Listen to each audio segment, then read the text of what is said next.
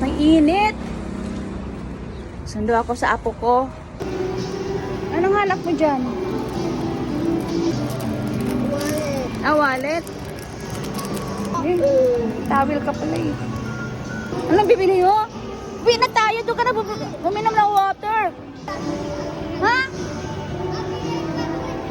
No! Patrick! Manya, sasabihin niyang usual way sa loob ng SM dadaan. Lalabas sa kabilang pinto. Tapos ganito siya.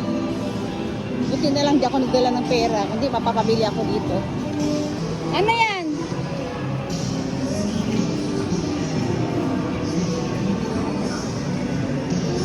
How much? 20. Kulang pa din. Na wala akong dalang pera sa bahay.